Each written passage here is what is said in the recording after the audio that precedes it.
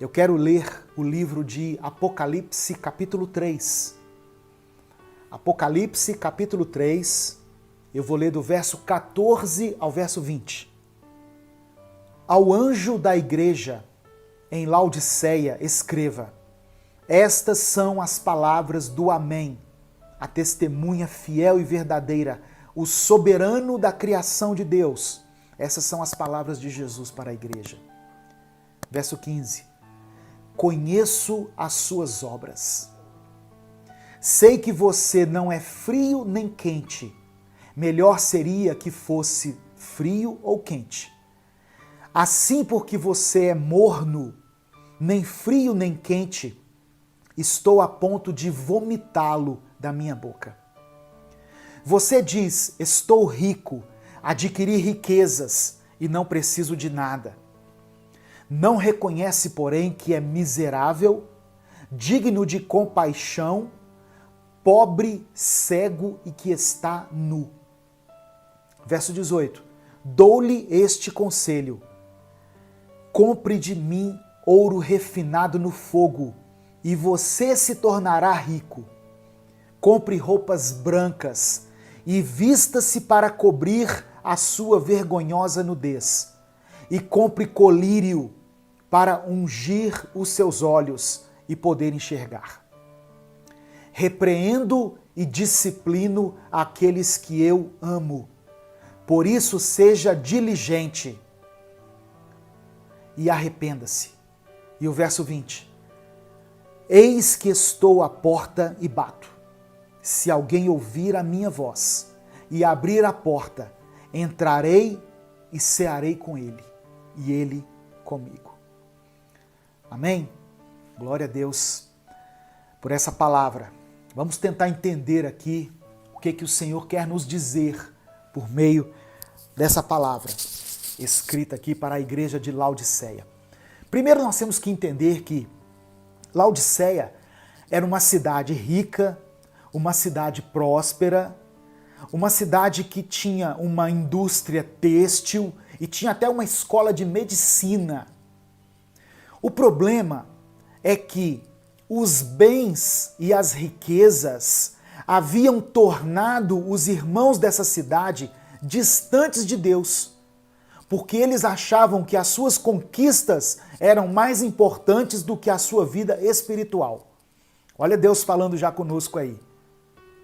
Uma igreja que achava que as suas conquistas materiais eram mais importantes do que a vida espiritual deles. Por isso que Deus já começa falando aqui, olha, no verso 17 diz assim: você diz, estou rico, adquiri riquezas e não preciso de nada. Irmãos, presta atenção, não é pecado ser rico, não é pecado ser próspero, não é pecado ter uma reserva financeira, ter bens. O que nós não podemos é colocar a nossa vida material em primeiro lugar numa escala de prioridades. Deus tem que continuar sendo a prioridade na nossa vida. Por isso que Jesus falou que é difícil que um rico entre no reino dos céus.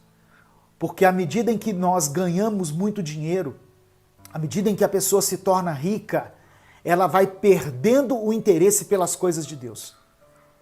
Eu estou falando aqui, talvez você se lembre de alguém, ou talvez a sua própria vida esteja refletindo isso. Laodiceia era uma igreja formada por pessoas ricas, pessoas prósperas, só que elas começaram a bater no peito e dizer: nós não precisamos de mais nada. Amém? Se está testificando aí no seu coração, se está confirmando o seu coração, diga amém. Em nome de Jesus, receba essa palavra. Uma coisa que eu quero destacar aqui, dentre as várias coisas nesse texto, no verso 15 diz assim, olha: conheço as suas obras, sei que você não é frio e nem quente. Melhor seria que você fosse frio ou quente. Deus conhece as nossas obras. Deus conhece as nossas obras. as obras que nós fazemos à vista de todos, as obras que nós fazemos em oculto. Deus conhece todas elas. Os olhos do Senhor estão em todos os lugares. Deus contempla as nossas obras. E aí Deus fala que nós deveríamos ser frios ou quentes. Porque se nós formos mornos, Ele teria náusea da nossa vida, Ele teria nojo, Ele nos vomitaria. E por que Deus faz essa comparação entre frio, quente e morno? A água fria, ela tem uma finalidade. Ela é refrescante. Ela sacia a nossa sede, né? Ela nos refresca, ela traz refrigério. A água fria, ela tem uma finalidade. A água quente também tem uma finalidade. Ela pode ser usada para alguma aplicação médica e para outras coisas. Mas a água morna não tem finalidade alguma. Ela não é nem uma coisa e nem outra. Então, nós entendemos que as obras da igreja de Laodiceia fizeram com que Jesus, porque essa palavra aqui é Jesus falando para a igreja, as obras da igreja de Laodiceia fizeram com que Cristo quisesse vomitar os falsos cristãos para fora. Então, o Senhor, Ele rejeita as tentativas de cristãos que são mornos, que são indiferentes, que são mornos espiritualmente, que são superficiais, que são apáticos, ou seja, que não fazem diferença nenhuma no mundo. Você está se sentindo frio? Você está fraco espiritualmente? Deus quer aperfeiçoar o seu poder na sua vida nesse momento. Amém? Então, ser frio espiritualmente não é tão ruim quanto ser morno, porque o frio espiritualmente, ele sabe que precisa da ajuda de Deus. Ele está frio, portanto ele recorre a alguém. Orem por mim, me ajudem em oração, intercedam a Deus por mim. Ele vai até Deus, ele vai até um irmão, ele clama ao Espírito Santo. Ele sabe que está frio, ele sabe que precisa de ajuda. O cristão quente são aquelas pessoas que, independentemente das lutas, das adversidades, eles permanecem firmes com Jesus. Aleluia. Eles não abandonam a fé, eles não abrem mão dos seus princípios. Eles se comportam, o cristão quente, ele se comporta do mesmo jeito, dentro da igreja, fora da igreja. Perto dos irmãos, longe dos irmãos. Perto da esposa, dos filhos, do marido ou longe deles. Esse é o cristão quente. Ele é uma pessoa honesta, no trabalho, em casa, em qualquer lugar. Ele é quente. Ele conhece o Deus a quem ele serve. Então, eu posso ser frio, estar precisando de ajuda. Eu posso ser quente e estar pronto, preparado para estender a mão para alguém. O que eu não posso é ser morno. O que significa o morno? É aquele que se afastou de Deus, mas ainda quer levar uma vida de aparência, uma vida de fachada. Amém, irmãos? Estão entendendo? É aquela pessoa que ele está em pecado, ele está afastado da presença de Deus, mas ele age como se nada estivesse acontecendo. Ele vive de aparências, ele faz concessões em relação ao pecado, ele abre uma legalidade para o diabo agir na vida dele, na sua família, mas ele finge que está tudo certo. Esse é o morno. Esse aí, Deus tem nojo dele. Esse aí está a ponto de ser vomitado por Deus. Porque a pessoa pode enganar muita gente. Ela pode enganar muitas pessoas, mas ela não engana Deus. Isso não adianta nada. O morno, Deus está a ponto de vomitar. O verso 17 diz assim: você diz, estou rico, adquiri riquezas e não preciso de nada. Não reconhece, porém, que é miserável, digno de compaixão, pobre, cego e que está nu. O verso 17 fala sobre o engano das riquezas. Eu já falei inicialmente, eu quero frisar essa parte aqui. Muitas pessoas, quando começam a prosperar financeiramente, se afastam de Deus. Elas colocam o dinheiro acima de tudo e começam a negociar seus princípios. Então, Laodiceia, por ser uma igreja rica, aqueles irmãos ali acreditavam que não precisavam de mais nada. Mas o que Deus está falando com ele é que eles eram espiritualmente pobres. Deixa eu falar algo para você.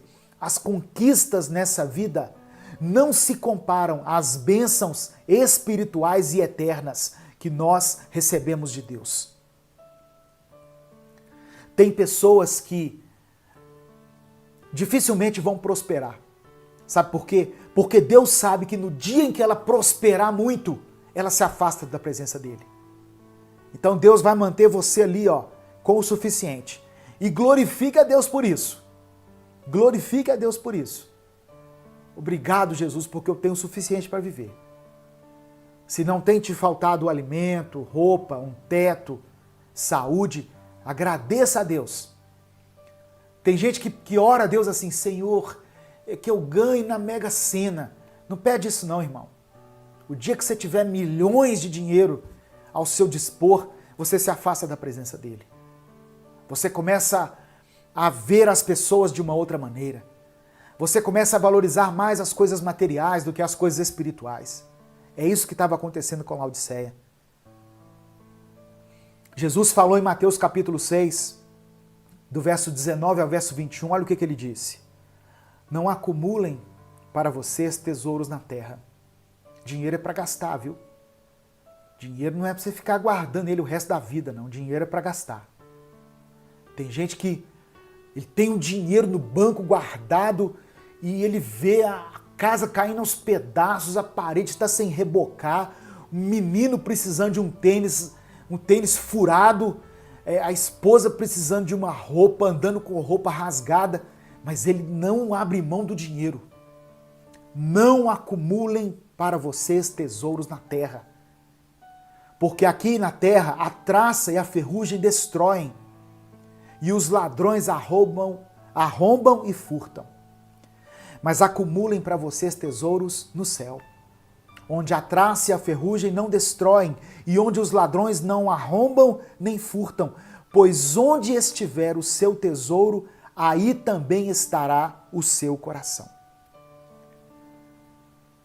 Fala de pessoas que conquistaram muitas coisas aqui na terra, mas que não se preocupam com a sua vida espiritual. Não estão acumulando tesouros nos céus. Não se relacionam com Deus, não procuram ter uma comunhão com o Senhor. Jesus diz que elas são, olha como que ele chama lá em Apocalipse, desgraçadas, miseráveis, pobres, cegas e nus. É isso que elas são. Pessoas que estão apoiadas na sua riqueza. Eu não estou falando daquele que é próspero, mas que continua temendo a Deus, servindo a Deus, abençoando outras pessoas. Não é isso. Mas aquele que está só acumulando riqueza e que colocou o dinheiro acima de tudo. Amém?